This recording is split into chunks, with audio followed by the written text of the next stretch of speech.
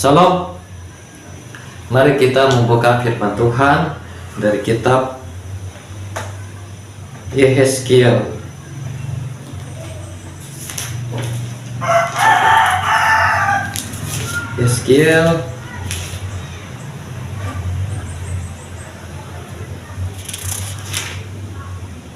Yehezkiel pasal 47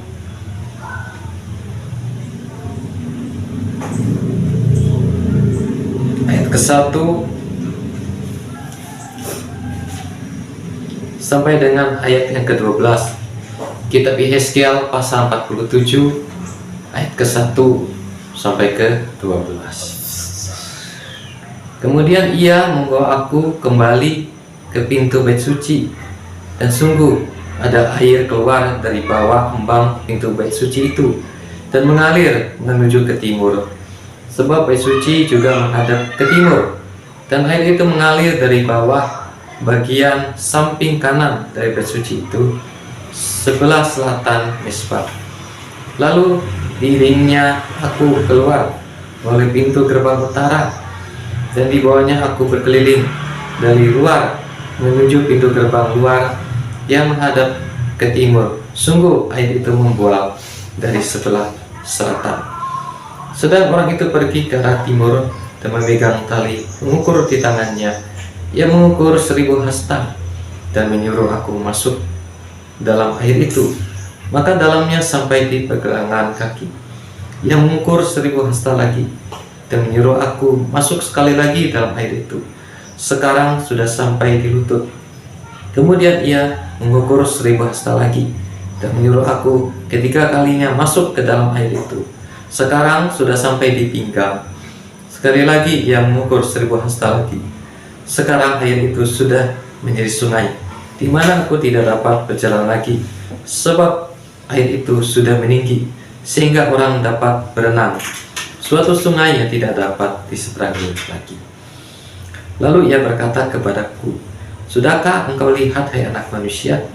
Kemudian ia membawa aku kembali menyusur tepi sungai. Dalam perjalanan pulang, sungguh sepanjang tepi sungai itu ada amat banyak pohon di sebelah sini dan di sebelah sana. Ia berkata kepadaku, "Sungai ini mengalir menuju wilayah timur dan menurun ke arah Bayi Yordan dan bermuara di laut asin, air yang mengandung banyak garam, dan air itu menjadi tawar, sehingga kemana saja sungai itu mengalir, segala makhluk hidup yang berkeliaran di sana akan hidup. Ikan-ikan akan menjadi sangat banyak, sebab kemana saja air itu sampai, air laut di situ menjadi tawar, dan kemana saja sungai itu mengalir, semuanya di sana hidup. Maka penangkap-penangkap ikan penuh sepanjang tepinya, mulai dari En-Gedi sampai En-Eglaim.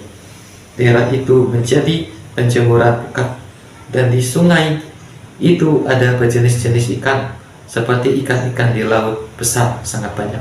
Tetapi rawa-rawanya dan paya-payanya tidak menjadi tawar, itu menjadi tempat mengambil garam.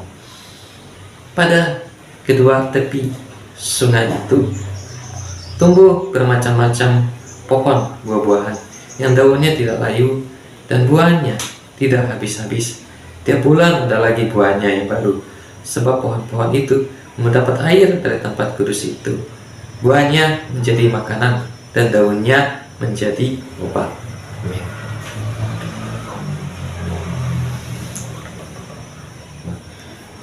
Nabi Yehezkiel mendapatkan penglihatan dari Tuhan. Nah, di sini yaitu tentang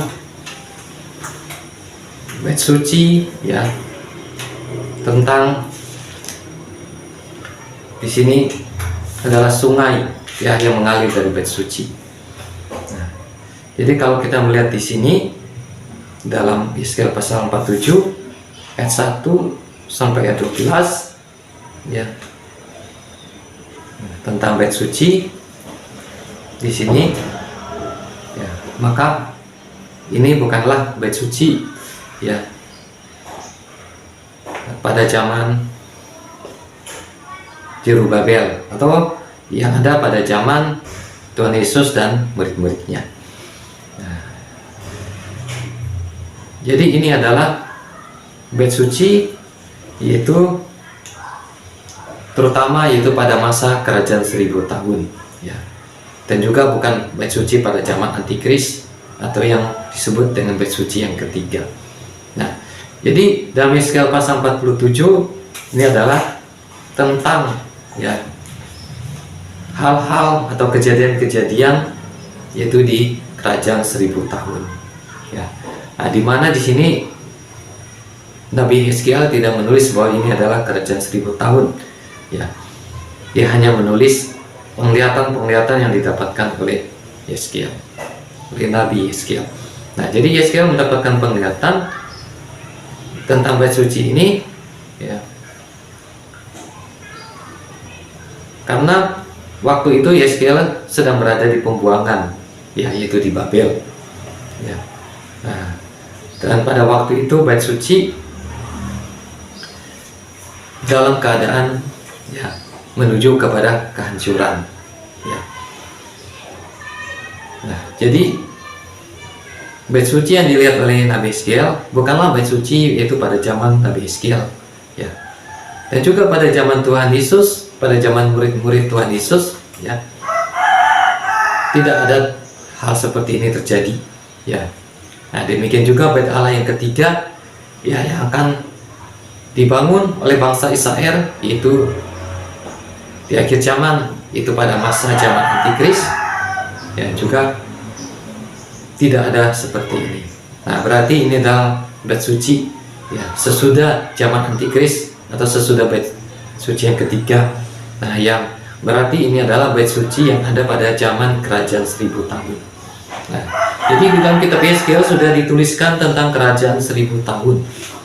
Nah, jadi Nabi Yeskiel dia bukan hanya dapat penglihatan saja, tetapi dia juga, ya, bisa, ya, seolah-olah berada di tempat itu, ya. Nah, ini juga seperti yang dialami oleh Rasul Yohanes, ya, dalam penglihatan, ya. Nah, jadi Nabi Yeskiel, ya, bukan hanya melihat vision atau penglihatan seperti film, ya, atau film di TV atau film di bioskop, tapi dia bisa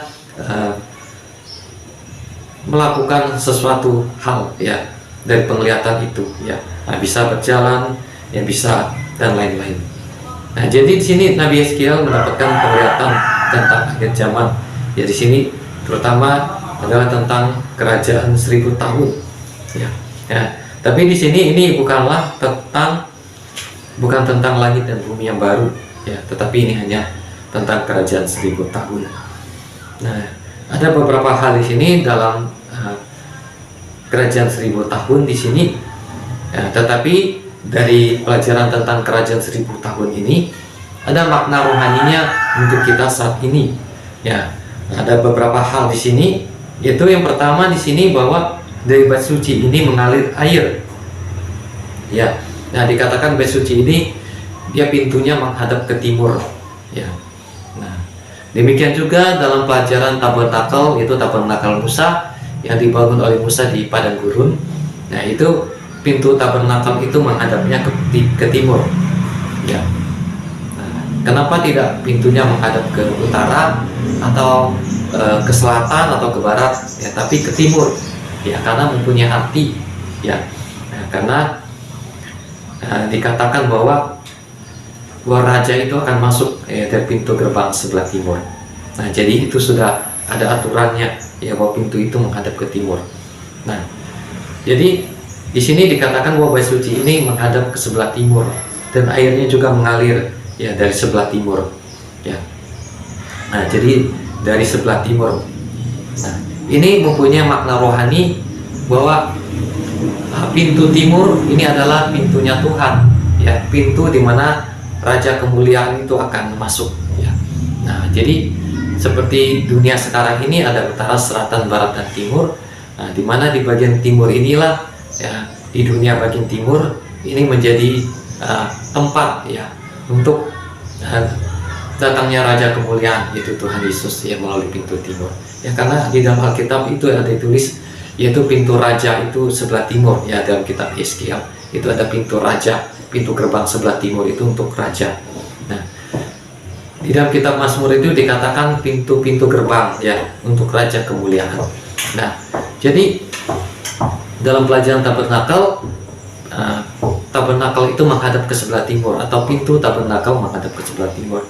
Nah, di dalam Alkitab itu ditulis bahwa di dalam kitab Injil bahwa dari timur memancar kilat ya sampai ke barat.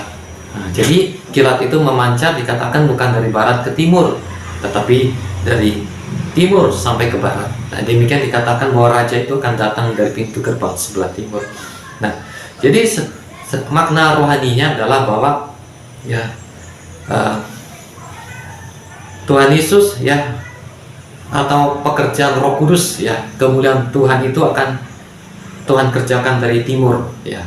Nah, kalau dahulu itu dari Yerusalem ya sampai ke ujung bumi. Nah, kalau di akhir zaman nanti Tuhan akan dari timur sampai ke barat, itu sampai ke Israel, sampai ke Yerusalem ya. Karena di Alkitab itu ditulis pintu gerbang sebelah timur ya, kilat memancar dari timur sampai ke barat. Nah, jadi di negara bagian, di dunia yang bagian timur inilah yang akan dipakai Tuhan sebagai persiapan untuk kedatangan Tuhan Yesus, atau juga di mana akan terjadinya pekerjaan Roh Kudus ya, kebangunan rohani atau revival, kebangunan rohani yang besar di akhir zaman. Nah, ini akan dimulai dari timur. Nah, jadi kita tinggal melihat di dunia, di peta dunia ya, di mana sebelah timur itu ya. Nah, di mana banyak tulisan mengatakan dan juga banyak orang mengatakan bahwa sebelah timur itu ada di Indonesia, dan juga disebut bahwa Papua adalah pintu gerbang sebelah timur. Nah, jadi intinya bagian timur itu ada di Indonesia. Nah, selain itu, dari hal bagian timur itu adalah tempat yang dilalui oleh garis khatulistiwa, dan ini adalah juga menjadi tempat yang akan terjadinya kegerakan Tuhan, yaitu tempat yang dilalui oleh garis khatulistiwa ya, dan juga di timur ya. Nah, jadi Indonesia akan dipakai oleh Tuhan untuk menjadi awal mula ya dari kebangunan rohani, awal mula dari kedatangan Tuhan Yesus ya, sampai ke barat ya, sampai ke Israel ya, memulihkan Israel ya. Nah, kalau dahulu dari Yerusalem ke bangsa-bangsa, nah nanti di akhir zaman itu dari timur ya, kembali ke barat itu ke Israel ya. Nah, jadi di sini pintu gerbang sebelah timur. Nah, di sini kemudian yang kedua, bagian keduanya adalah di mana dikatakan air yang keluar dari bait suci itu ada sampai 4 tahap ya. Yang pertama adalah dia hanya setinggi sampai ke pergelangan kaki. Nah, terus kedua sampai ke lutut, yang ketiga sampai ke pinggang akhirnya, dan keempat ya sudah tidak bisa diseberangi lagi karena sudah menjadi sungai yang besar. Nah, maknanya secara rohani adalah ini berbicara tentang pekerjaan Roh Kudus di akhir zaman. Jadi pada akhir zaman, yaitu tadi pada kebangunan rohani ya, di akhir zaman ini Roh Kudus akan ya berkarya ya dalam bagian-bagian, 4 bagian di sini, yaitu digambarkan seperti pergelangan kaki, yaitu pengurapan Roh Kudus. Nanti kapasitas itu kemuliaan Tuhan ya digambarkan seperti sampai ke pergelangan kaki ya, yang disebut dengan tahun yang pertama. Nanti di tahun yang kedua dari kebangunan rohani ya, di bagian yang keduanya, maka pekerjaan Roh Kudus nanti akan naik tingkatnya, naik levelnya, yaitu sampai ke lutut ya. Nah, jadi nanti akan meningkat. Nah, kemudian di tahun yang ketiga ya dari pekerjaan Roh Kudus pada masa kebangunan rohani itu nanti akan sampai ke pinggang. Artinya kuasa Roh Kudus, pengurapan Roh Kudus akan semakin naik. Nah, nanti yang di terakhir dari kebangunan rohani, yaitu tahun keempat atau setengah tahunnya, nah maka itu akan sampai ke menjadi sungai. Nah, di situ akan sampai kepada puncak kebangunan rohani ya, puncak kemuliaan. Nah, itu dalam Daniel 9 ayat 27 itu dikatakan ya pada pertengahan 7 masa itu, ya di mana setengah masa itu untuk kemuliaan, setengah masa itu untuk pembinasa keji, yaitu antikris. Ya, jadi 3,5 tahun ya dari masa lawatan Tuhan atau kebangunan rohani, ya tahun pertama, tahun kedua, tahun ketiga, tahun keempat. Nah, ini dalam kitab Yeskiel itu digambarkan seperti sungai dalam 4 tahap. Nah, jadi di tahun yang keempat ini adalah akhir dari kebangunan rohani, ya dimana sudah sampai ke puncaknya, ya dimana pada puncak kebangunan rohani, yaitu sasarannya adalah dimana gereja Tuhan sudah mengalami penyempurnaan, pertumbuhan rohani, dewasa rohani, ya dimana gereja Tuhan sudah menjadi mempelai Tuhan, siap, ya layak untuk menyambut kedatangan mempelai pria. Nah, ini adalah tujuan dari kebangunan rohani, ya yaitu untuk membawa gereja kepada kesempurnaan dan juga untuk memenangkan jiwa-jiwa. Nah, pada waktu kebangunan rohani di akhir zaman, ya setiap jiwa-jiwa yang bertobat, yang percaya kepada Yesus, tetapi mereka masih belum siap ya untuk mengalami pertumbuhan rohani, maka mereka akan tertinggal pada waktu keangkatan gereja Tuhan, dan mereka akan memasuki zaman antikris, ya. Nah, mereka akan memasuki zaman antikris selama 3,5 tahun. Ya, tetapi pada masa kebangunan rohani 3,5 tahun, pada waktu pencurahan Roh Kudus yang luar biasa, ya orang-orang percaya yang siap, umat Tuhan yang siap dan terbuka kepada pekerjaan Roh Kudus akan menyempurnakan kehidupannya. Dia akan disempurnakan, sehingga di dalam kitab Wahyu itu digambarkan orang gereja Tuhan itu dipakaikan sayap, ya dipakaikan sayap dari burung nasar yang besar.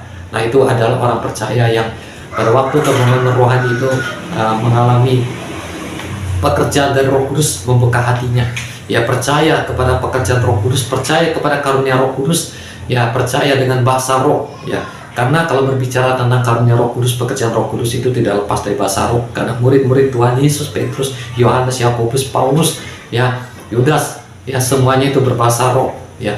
Nah, jadi tidak lepas dari bahasa roh, ya maka nanti akan mengalami penyempurnaan gereja. Nanti itu digambarkan bahwa mereka ini akan dikasih sayap, ya bukan berarti orang jalan di pasar ada sayap, bukan, tapi ini secara rohaninya dia dikasih sayap, nantinya dia punya kekuatan rohani, ya. Nah, nanti orang-orang yang punya sayap ini, ya di dalam kitab Wahyu, pada waktu keangkatan gereja Tuhan, ya pada waktu Tuhan Yesus datang, ya mengangkat gerejanya, mereka akan terangkat, ya. Tetapi orang-orang percaya yang secara rohani yang tidak punya sayap di sini, ya mereka tidak akan terangkat, dan mereka akan memasuki zaman antikris, ya. Mereka akan memasuki zaman antikris atau zaman kegelapan, ya yang dimana di dalam Alkitab itu dikatakan, ya menuju malam, ya menuju tengah malam. Nah, tengah malam atau malam ini adalah zaman antikris, di mana kuasa iblis, ya kuasa kegelapan dosa, ya maka di Alkitab ditulis kemurtatan itu bekerja dengan luar biasa di seluruh dunia, ya dan juga penganiayaan kepada umat Tuhan terjadi, dilakukan oleh antikris dan pengikutnya kepada umat Tuhan yang ada di seluruh dunia. Nah, jadi di sini, ya ini adalah hal-hal yang terjadi pada waktu kebangunan rohani di akhir zaman, ya. Jadi kebangunan rohani di akhir zaman, yaitu salah satunya itu juga dikatakan, yang dikatakan oleh Rasul Petrus dalam kitab Kisah Para Rasul, dikatakan bahwa Kristus harus tinggal di surga sampai waktu pemulihan segala sesuatu. Nah, jadi waktu pemulihan yang terutama adalah Tuhan memulihkan gerejanya, bukan Tuhan memulihkan dunia, ya.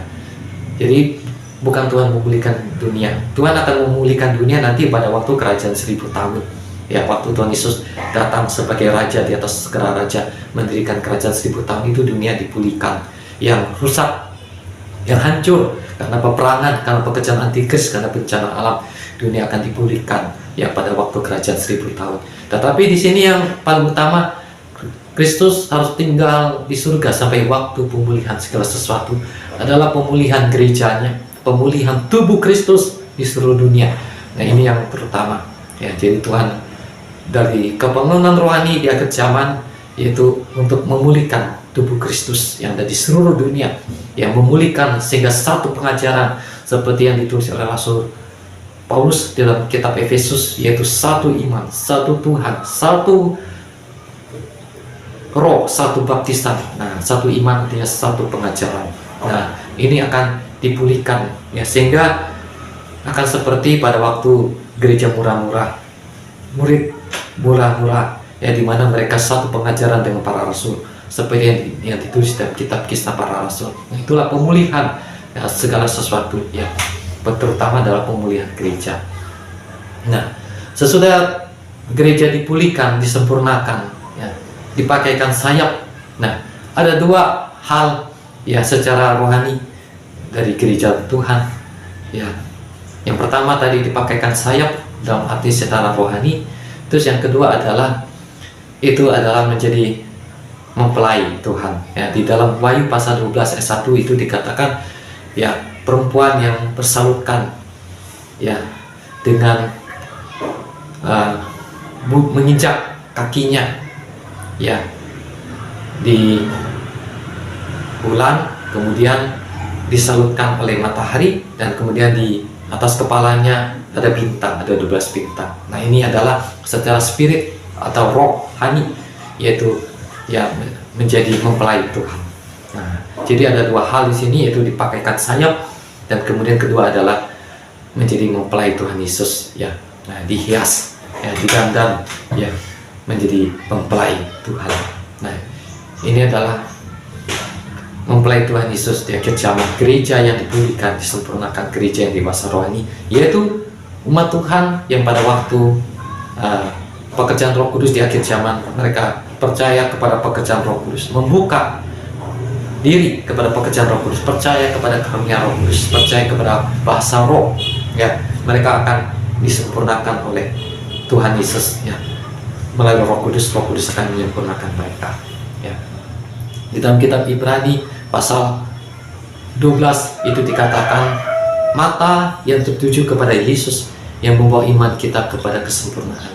Jadi Tuhan Yesus menyempurnakan gerejanya melalui Roh Kudus. Roh Kudus menyempurnakan gereja Tuhan. Nah, bagi orang-orang percaya pada waktu gabungan rohani, tidak percaya kepada pekerjaan Roh Kudus, tidak percaya kepada karunia Roh Kudus, tidak percaya kepada bahasa roh, bahkan suka menghakimi bahasa roh itu sesat ya, mereka tidak akan mengalami pekerjaan Roh Kudus dalam kehidupan mereka. Mereka akan menjadi orang Kristen yang penuh dengan firman, penuh dengan pengajaran firman Tuhan, tetapi tidak penuh Roh Kudus ya, tidak memiliki karunia Roh Kudus ya. Roh Kudus bisa bekerja tetapi dengan kapasitas yang kecil, yang terbatas ya, karena membatasi pekerjaan Roh Kudus, tidak percaya kepada karunia Roh Kudus ya, tidak percaya kepada bahasa roh ya, maka mereka akan tidak bisa mengalami kesempurnaan ya, karena mereka masih akan punya pola-pola pikiran duniawi, mereka masih punya hawa nafsu ya, daging masih ya bekerja dalam kehidupan mereka ya. Nah, jadi mereka belum bisa mengalami penyempurnaan gereja Tuhan, dan mereka akan tertinggal pada waktu Tuhan Yesus datang mengangkat gereja Tuhan. Tetapi yang percaya kepada pekerjaan Roh Kudus, kemudian mempersiapkan dirinya bertobat ya, rajin membaca firman, rajin belajar firman, bertumbuh ya, berdoa menyembah Tuhan ya, berdoa pakai bahasa roh, dipenuhi Roh Kudus, percaya kepada pekerjaan Roh Kudus, menerima baptisan Roh Kudus, kepenuhan Roh Kudus ya, dan mereka terbuka kepada pekerjaan Roh Kudus di akhir zaman, mereka akan disempurnakan oleh Tuhan Yesus. Mereka akan menjadi mempelai Tuhan Yesus, dan mereka akan diangkat pada waktu Tuhan Yesus datang mengangkat gereja Tuhan. Nah, jadi pada saat ini kita belum mengalami ya namanya pekerjaan Roh Kudus yang dahsyat di akhir zaman selama 3,5 tahun yang disebut dengan hujan akhir, yang di dalam kitab Yeskiel itu digambarkan dengan air yang keluar dari bait suci ya. Nah,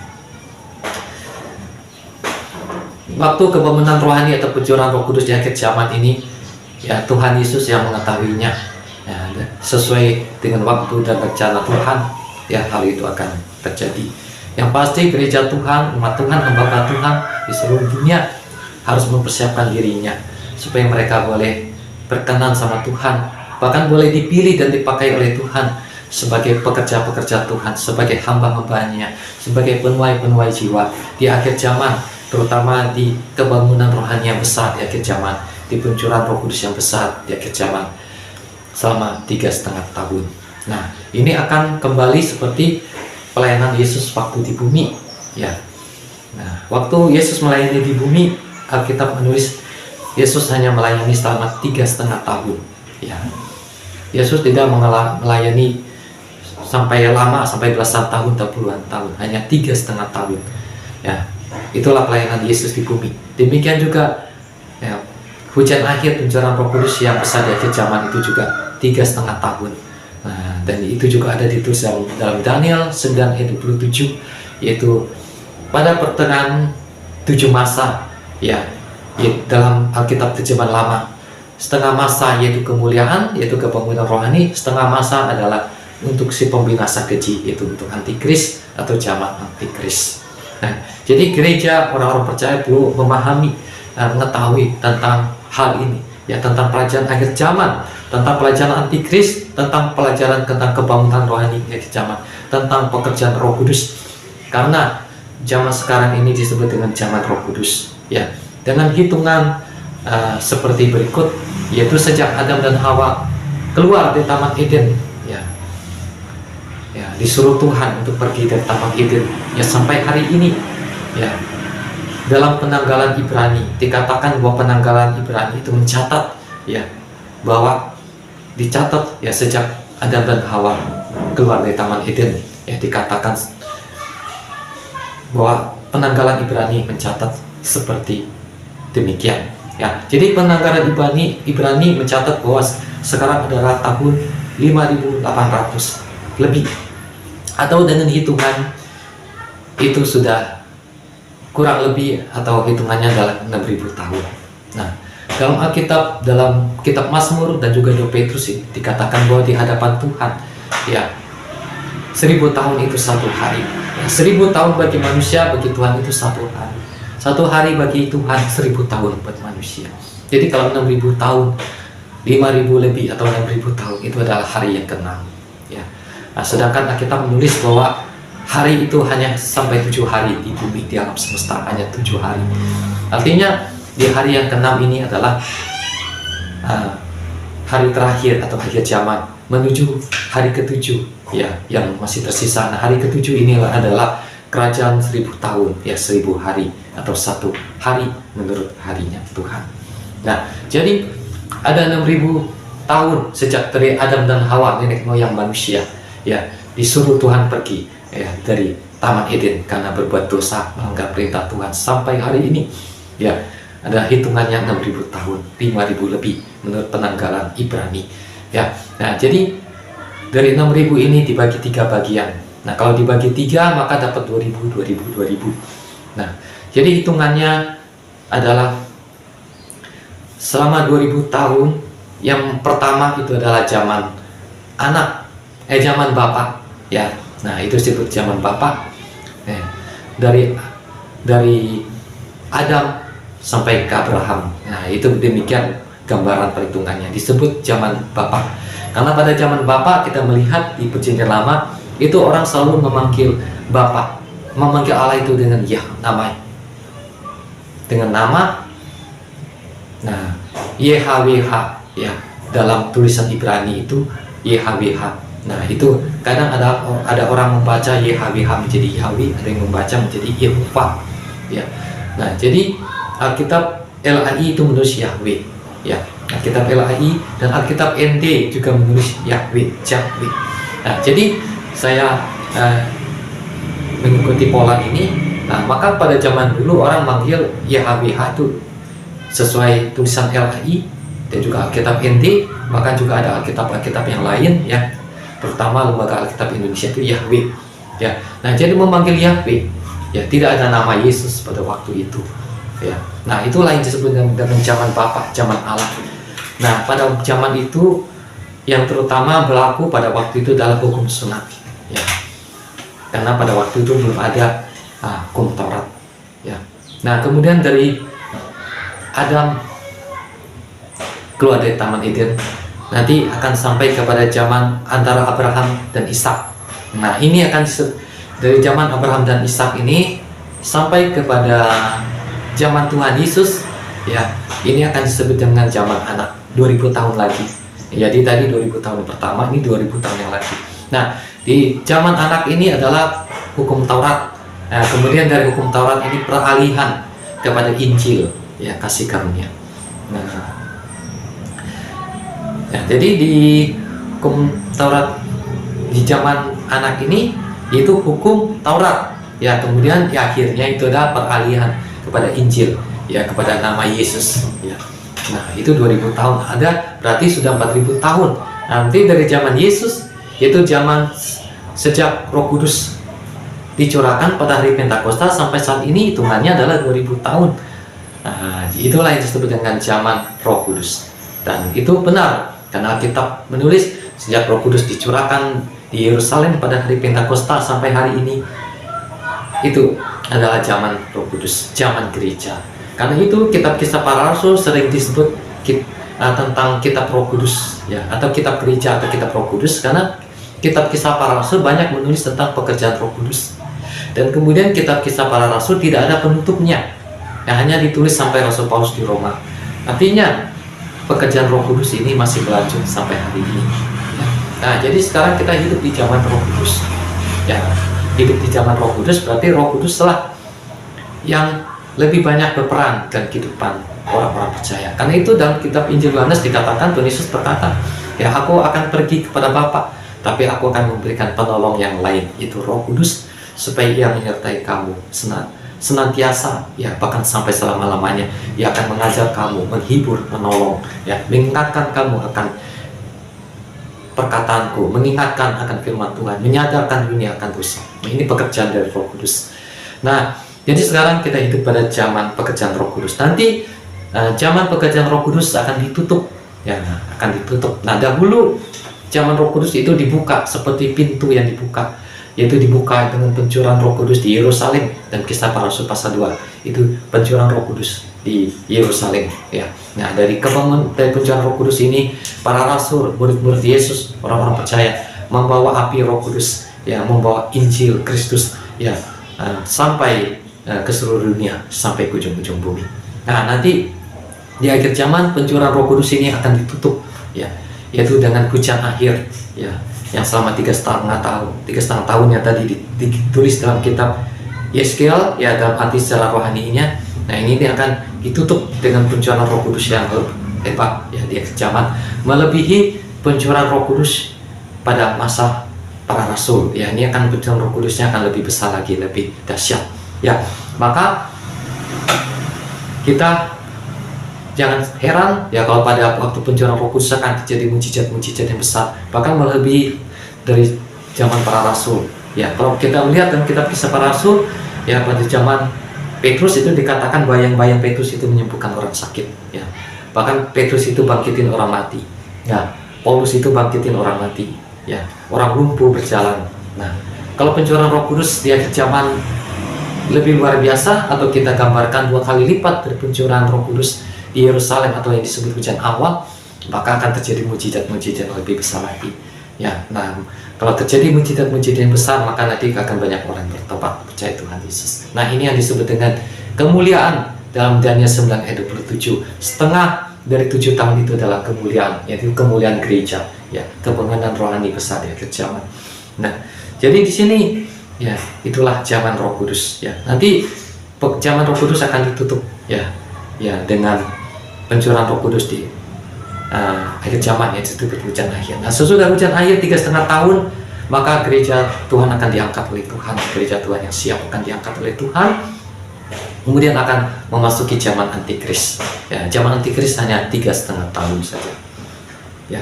Nah, tetapi 3,5 tahun dari zaman Antikris ini, ya, akan membawa malapetaka yang besar buat manusia yang ada di seluruh dunia, ya. Karena pada masa itu teknologi sudah canggih, ya. Nah, jadi sudah banyak alat-alat modern, ya, sehingga walaupun hanya 3,5 tahun, tapi itu bisa merusak, ya, bisa membinasakan, ya, banyak manusia yang ada di seluruh bumi, ya. Nah, jadi di bagian yang kedua dari arti rohani dan kitab Yeskiel ini adalah kebangunan rohani, ya. Yang pertama tadi adalah pintu gerbang sebelah timur, yaitu negara di dunia, yaitu di timur, yang akan dipakai oleh Tuhan, Jadi Indonesia adalah negara yang masuk ke dalam nubuatan, ya, yang juga ada ditulis dalam kitab Yeskiel. Ya, mungkin banyak yang disampaikan buat tentang Indonesia dalam kitab Injil, dari timur, ya, kilat memancar dari timur. Kemudian dari kitab Yesaya, ya, juga dikatakan, ya, dari pulau-pulau, ya, akan terdengar, ya, kemudian burung nasar atau burung raja wali dari sebelah timur. Nah, tapi selain itu di dalam kitab Yesaya itu ada menubuatkan tentang Indonesia, walaupun tidak ditulis Indonesia, tetapi dari kata-kata tersebut ini akan menuju mengarah kepada negara Indonesia. Jadi negara Indonesia adalah negara yang dipilih dan dipakai oleh Tuhan, ya, di akhir zaman untuk membawa api kepemimpinan rohani, untuk membawa revival besar, ya, seperti gelombang tsunami, ya, seperti gelombang laut, ya, tapi bukan gelombang membunuh orang, tapi gelombang membawa pertobatan, ya, itu gelombang pekerjaan Roh Kudus, ya, dari timur. Dia akan seperti gelombang tsunami, gelombang laut yang akan menghantam negara-negara, menghantam bangsa-bangsa, yang akan sampai ke Israel. Walaupun hanya 3,5 tahun, tapi itu akan membawa banyak perubahan, akan mengenangkan banyak jiwa-jiwa. Seperti pelayanan Tuhan Yesus, ya, waktu di bumi itu hanya 3,5 tahun, tapi membawa dampak sampai ke seluruh dunia, bahkan membawa dampak sampai ke kerajaan iblis yang di alam maut, membawa dampak kepada kuasa dosa yang sudah bekerja sejak zaman Adam dan Hawa, sejak di Taman Eden, ya, sampai hari ini.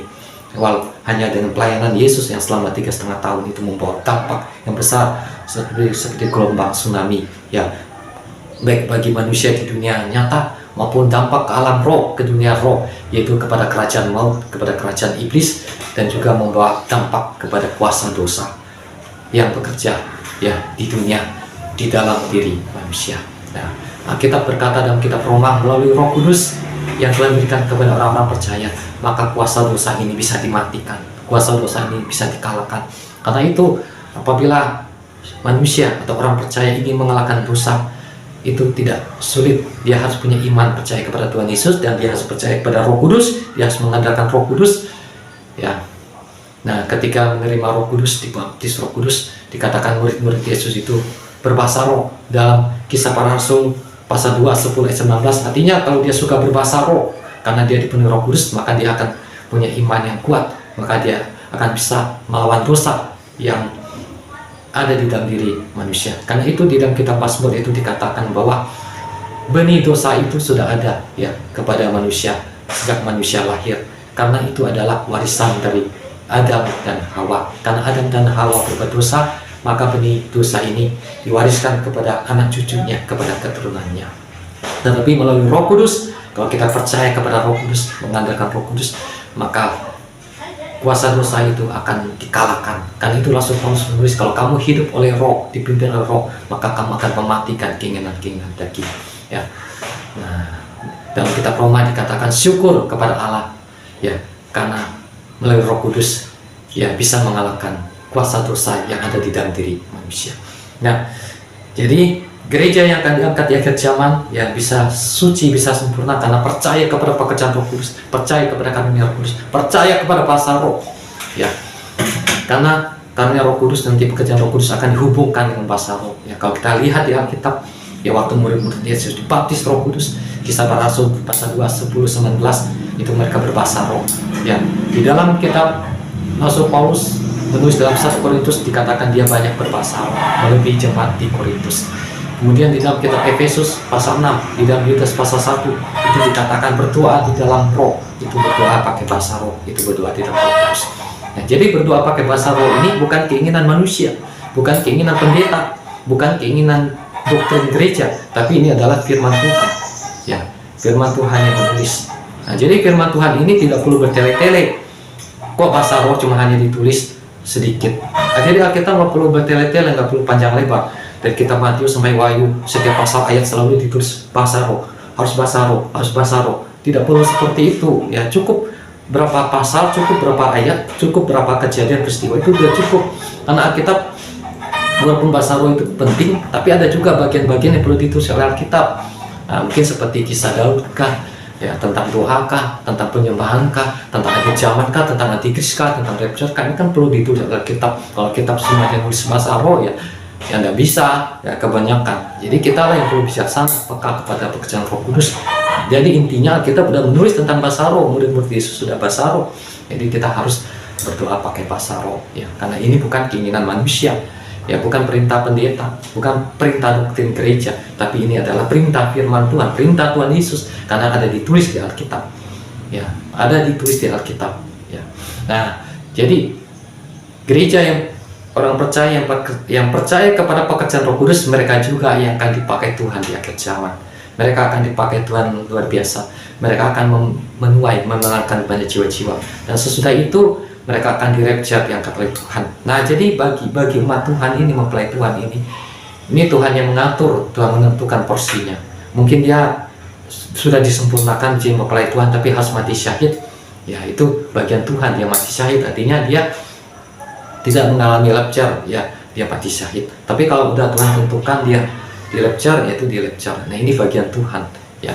Nah, jadi kalau di beda mati syahid dan di rapture ya, itu kalau di rapture dia nggak mengalami mati ya. Nah, tapi kalau mati syahid, walaupun dia sudah dewasa rohani, sudah mempelai Tuhan, tapi dia mati syahid ya, dia punya dapat penghargaan dari Tuhan ya, karena dia mati syahid ya. Tetapi nanti pada waktu Tuhan Yesus mengalahkan antikris ya, yang mati syahid ini akan dibangkitkan oleh Tuhan Yesus ya. Nah, nanti bersama yang sudah di rapture, nanti sama-sama akan ke pesta perkawinan anak Tuhan Allah. Nah, tapi yang sebelum mati syahid ya, pada waktu pekerjaan Roh Kudus, mereka sudah disempurnakan ya, mereka sudah menjadi mempelai Tuhan Yesus, atau dikatakan mereka sudah sampai ke garis finish, sudah sampai ke akhir. Jadi kalau mereka mati syahid pun itu tidak masalah ya, kecuali bagi orang-orang Kristen yang belum bertumbuh imannya, belum bertumbuh rohani, dia mati syahid. Nah, itu masih ada kurang ya, karena seperti sekolah dia belum selesai sekolah, nah, tetapi dia tetap selamat, tetap ada upah dari Tuhan. Tapi ada bagian-bagian tertentu yang belum dia capai, yaitu dia belum bisa sampai kepada pelajaran rohani, pertumbuhan rohani, itu dewasa rohani dan sampai menjadi mempelai Tuhan Yesus. Nah, ini ya ada ya seperti itu. Nah, jadi nanti pada waktu rapture atau pada waktu mati syahid, ini sudah ditentukan oleh Tuhan. Tuhan sudah mengatur siapa yang di rapture, siapa yang mati syahid. Tapi inti dari itu semua, gereja Tuhan itu harus sempurna ya. Ya, pada waktu pekerjaan Roh Kudus di akhir zaman harus sempurna, harus dewasa rohani ya, harus bisa mematikan keinginan daging ya. Roh Kudus harus bekerja dalam hidupnya. Nah, kalau Roh Kudus bekerja dalam kehidupan orang percaya, maka salah satunya nampak dari dua itu adalah kasih. Ya, jadi kalau orang berkata, saya percaya sama Roh Kudus, saya dipimpin Roh Kudus, atau mungkin saya berbahasa roh dan lain-lainnya, tetapi kalau dia tidak memiliki buah roh kasih, tidak memiliki kasih, berarti itu ada yang salah, ada yang kurang. Nah, tapi kalau memang itu pekerjaan Roh Kudus, maka dia akan punya buah roh kasih, akan memiliki kasih. Nah, kasihnya itu bukanlah kasih manusia ya, tetapi kasih Allah, kasih Kristus, kasih ilahi. Nah, jadi di bagian berikutnya lagi, di bagian yang ketiga, pengertian dari air yang keluar dari bait suci ini, yaitu ini adalah bait suci pada waktu kerajaan 1000 tahun ya, yang ditulis oleh Yeskiel. Nah, di sini dikatakan air yang keluar dari bait suci ini yang mengalir ya di sepanjang sungai, maka sungai-sungai yang diairi oleh air ini keluar dari takhta ya, dari takhta Allah. Nah, jadi dari takhta Allah ini kan ada sungai kecil, air kecil. Nah, air ini yang keluar dari takhta Allah ini dari sebelah timur, air ini mengalir ya, mengalir dan di sepanjang sungai yang dilalui oleh air ini, maka di sepanjang air tempat-tempat yang dilalui oleh air ini, maka ada kehidupan ya, ada berkat ya, ada kehidupan, ada berkat, yaitu akan ada banyak ikan-ikan yang hidup di sungai-sungai tersebut ya. Nah, ada banyak ikan-ikan yang hidup dan airnya itu menjadi air tawar ya, menjadi air tawar. Bahkan di sini yaitu laut mati ya, di mana kita tahu bahwa laut mati itu adalah disebut laut mati karena kadar garamnya sangat tinggi ya, sangat kuat ya, sehingga orang-orang yang masuk ke laut mati dia tidak bisa tenggelam ya, karena kadar garamnya kuat ya. Nah, karena itu disebut laut mati ya. Tetapi pada zaman gereja 1000 tahun ya, air yang keluar dari takhta Tuhan Yesus, takhta Allah, ya, air itu mengalir ya di sepanjang sungai, dan kemudian air itu juga menuju sampai ke Laut Mati. Nah, tapi Laut Mati ini tidak lagi menjadi asin, tetapi menjadi tawar. Artinya apa? Laut Mati ini pada zaman kerajaan 1000 tahun tidak akan disebut Laut Mati lagi, ya, tapi akan diganti namanya, ya. Ya, kalau pada zaman sekarang disebut namanya Laut Mati, ya, tapi nanti pada zaman kerajaan 1000 tahun tidak akan disebut Laut Mati, ya, karena air yang dari takhta Tuhan Yesus itu air kehidupan itu, ya, yang menggambarkan tentang air kehidupan yang ada di surga. Air itu mengalir, ya, bahkan sampai ke Laut Mati, ya, sehingga Laut Mati ini yang banyak garam tidak lagi asin, ya, menjadi tawar, ya. Nah, sehingga orang-orang, ya, kalau berenang di sana dia akan tenggelam, ya, tidak seperti zaman sekarang itu terapung-apung, ya, tidak bisa tenggelam karena laut banyak garam atau disebut Laut Mati. Nah, maka Laut Mati nanti pada zaman kerajaan 1000 tahun dia tidak akan dikasih nama Laut Mati lagi, ya, tapi dia akan dikasih nama yang baru, ya. Nanti kerajaan 1000 tahun ini adalah kerajaan Tuhan Yesus, ya, itu berbicara berkat atau berbicara kehidupan, ya. Kalau nama-nama yang ada mengandung kutuk atau kematian, itu akan dibuang, ya, akan disingkirkan, ya. Seperti di sini dalam kitab Yeskiel, di mana air ini mengalir, ya, akan ada kehidupan, ya, ikan-ikan akan hidup, ikan-ikan akan beranak, ya, akan bertambah banyak, ya, sehingga dikatakan orang-orang yang mencari ikan itu mereka akan selalu mendapatkan ikan-ikan, banyak ikan, ya, dikatakan banyak ikan sekali dijemur. Nah, artinya pada kerajaan 1000 tahun itu akan banyak berkat. Nah, kerajaan Salomo, ya, pada waktu yang ditulis oleh kitab Alkitab, yaitu di dalam kitab Tawarik, ya, dan juga di dalam kitab Raja-Raja. Nah, kerajaan Salomo ini menggambarkan tentang kerajaan 1000 tahun, ya. Dikatakan pada kerajaan Salomo, ya, kadang-kadang Salomo dikenal dengan nama Sulaiman. Itu pada waktu kerajaan Salomo itu 40 tahun, ya. Salomo memerintah sebagai raja di Israel itu 40 tahun, ya. Jadi Salomo adalah anaknya Raja Daud.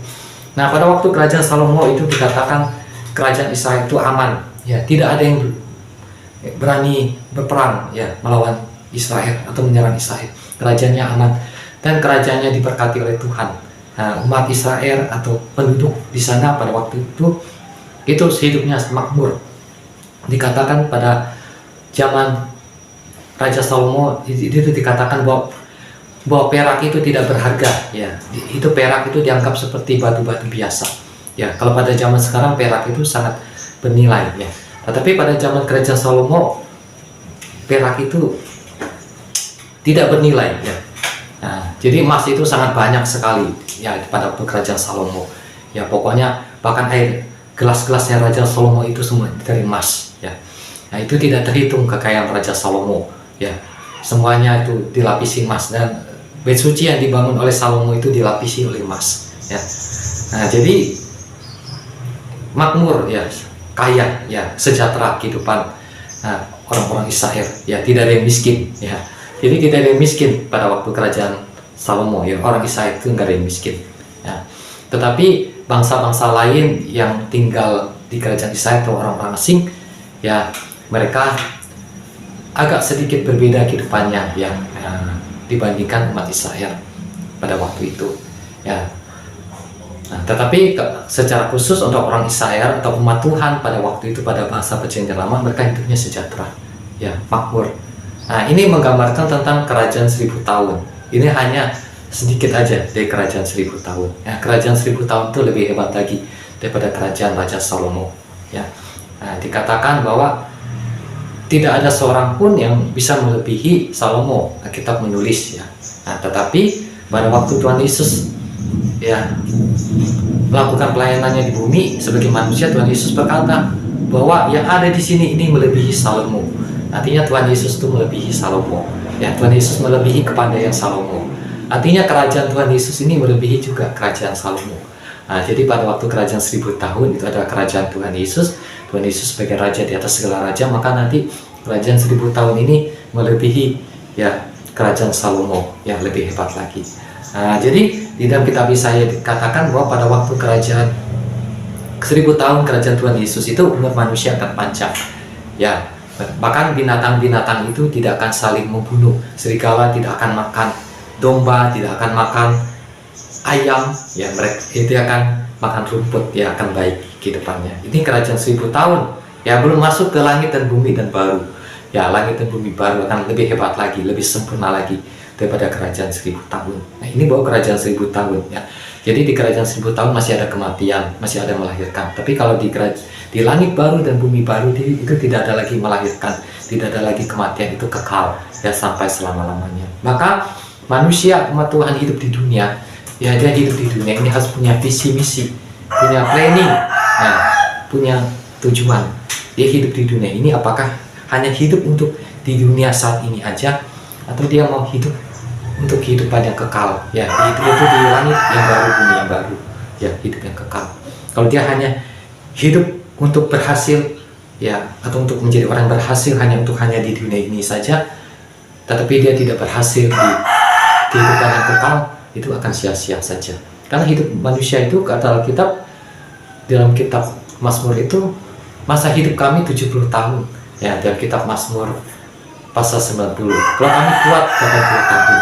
Nah, jadi hidup manusia hanya sebentar. Tapi kalau keberhasilannya di kehidupan kekal itu tidak dibatasi oleh umur, tidak bisa mati, kekal. Nah, itu yang lebih abadi. Maka manusia dalam hidupnya, di mana Tuhan Yesus, kalau kita baca dalam kitab Injil, pada waktu itu ada seorang kaya, anak muda yang kaya.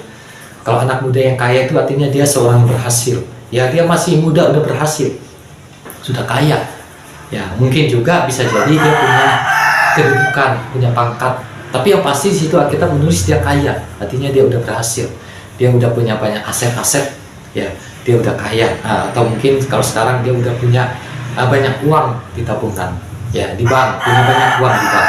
Tapi Tuhan Yesus berkata, dan dia berkata, selain itu dia hidupnya sudah hidup benar, ya dia sudah melakukan hukum Taurat. Tapi Tuhan Yesus berkata, masih ada yang kurang, jualah seluruh hartamu, berikan kepada orang miskin dan ikutlah aku. Nah, ketika Tuhan Yesus mengajak orang kaya ini, ya supaya dia investasi, ya bukan lagi hanya di dunia ini, di kehidupan saat ini, tapi investasi untuk menjadi kaya, untuk berhasil, yaitu di kehidupan yang akan datang, yaitu di kerajaan 1000 tahun, tapi yang pertama yang kekal yaitu di langit dan bumi yang baru. Nah, seperti itu yang Yesus maksudkan sama orang kaya ini, ya orang yang berhasil, ya. Tetapi orang kaya ini kecewa, ya, dia sedih, ya, karena dia tidak bisa kehilangan hartanya yang sudah dia dapatkan, ya mungkin dari usaha keras dia sejak dia masih remaja, dia sudah berusaha, dia tidak bisa meninggalkan itu, ya, dia tidak bisa meninggalkan itu, ya, maka dikatakan dari dia bahwa meninggalkan Yesus dengan sedih, ya, dia tidak bisa menerima tawaran Yesus untuk kekayaan yang lebih besar lagi. Nah, demikian dalam kehidupan manusia, kehidupan kita. Nah, pandangan kita itu diarahkan kemana? Apakah hanya untuk saat ini aja, di dunia ini saja, atau di dunia yang akan datang, yaitu langit dan bumi yang baru, ya. Nah, tetapi berbeda dengan murid-murid Yesus yang lain, yaitu para nelayan, yaitu Petrus, Yohanes, Yakobus, di mana Tuhan Yesus berkata, ikutlah aku. Bahkan juga kepada Lewi pemungut cukai, ikutlah aku, kata Tuhan Yesus. Mereka tinggalkan jalan mereka, mereka ikut Yesus. Artinya mereka mau investasi, ya, untuk hidup yang kekal, untuk dunia yang akan datang, itu langit dan bumi yang baru, ya, untuk sesuatu yang kekal, dan bukan hanya di dunia ini saja, ya, tapi untuk kehidupan yang kekal. Demikian juga Lewi pemungut cukai, ya, mungkin dengan pekerjaannya dia sudah bisa enak hidupannya, atau sudah bisa jadi orang kaya, ya, tapi dia tinggalkan pekerjaannya sebagai pemungut cukai, ya, menjadi pengikut Kristus, ya, sehingga salah satu karunia Tuhan buat Lewi atau disebut Matius, yaitu dia bisa menulis kitab Injil Matius, ya, yang dibaca oleh banyak orang, yang dikenal, yang diketahui oleh banyak orang, yaitu Injil Matius.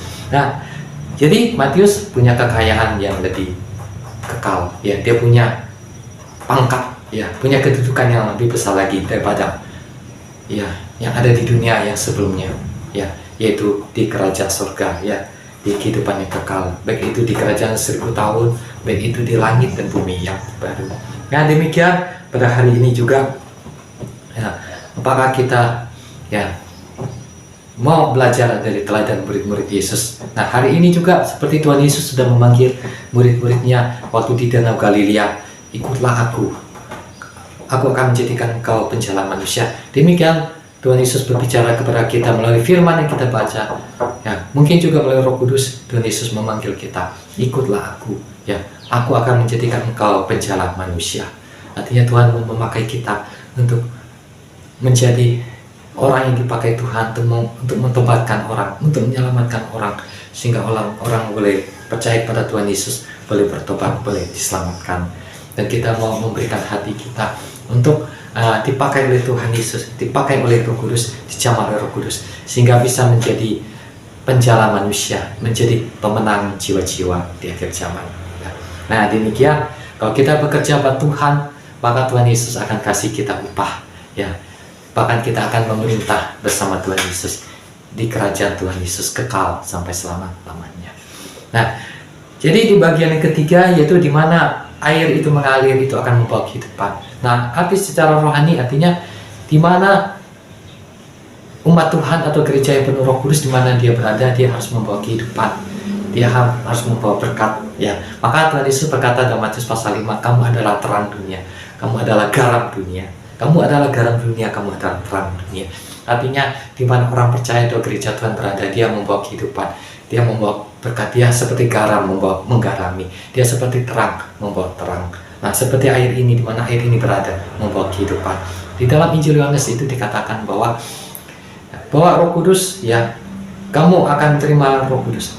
Air yang akan kuberikan kepadamu akan menjadi air hidup yang akan mengalir, ya, sampai kepada hidup yang kekal. Jadi Roh Kudus yang ada di dalam diri orang percaya itu akan bekerja, ya, dia akan berkarya dalam kehidupan orang percaya, ya, itu seperti air hidup yang akan mengalir, ya, sampai selama-lamanya. Dia orang percaya itu hidupnya akan menjadi berkat, ya. Nah, jadi sudahkah hidup saya dan saudara, hidup kita sudah menjadi berkat, sudah menjadi saksi Tuhan Yesus? Dalam Kisah Para Rasul pasal 1 ayat 8, kalau Roh Kudus turun ke atas kamu, kamu akan menerima kuasa dan kamu akan menjadi saksiku dari Yerusalem, Yudea, Samaria, dan sampai ujung bumi. Kalau Roh Kudus turun atas kita dipenuhi Roh Kudus, kita akan dapat kuasa dan kemudian kita akan menjadi saksi Yesus. Apakah hidup saya dan saudara, hidup kita sudah menjadi kesaksian, sudah supaya menjadi saksi? Dalam kitab Korintus dikatakan bahwa hidup kita, ya, itu seperti tulisan yang bisa dibaca oleh banyak orang, ya, apakah itu tentang hal-hal yang baik atau tentang hal-hal yang jahat atau hal-hal yang bercela. Nah, jadi hidup kita menjadi kesaksian, ya, seperti tulisan yang bisa dibaca oleh banyak orang, seperti yang ditulis oleh Rasul Paulus dalam kitab Korintus. Nah, biarlah hidup saya dan saudara boleh menjadi kesaksian seperti air hidup ini, yang dimana dia mengalir selalu membawa kehidupan. Bahkan laut mati yang terkenal asin, ketika air ini mengalir sampai ke laut mati, laut ini menjadi tawar dan namanya diubahkan, bukan lagi menjadi laut mati, ya. Nah, demikian. Jadi ini adalah 3 hal secara arti secara rohani dari pelajaran dari kitab Yeskiel, yaitu tentang kerajaan 1000 tahun, ya. Demikian firman Tuhan. Tuhan Yesus memberkati.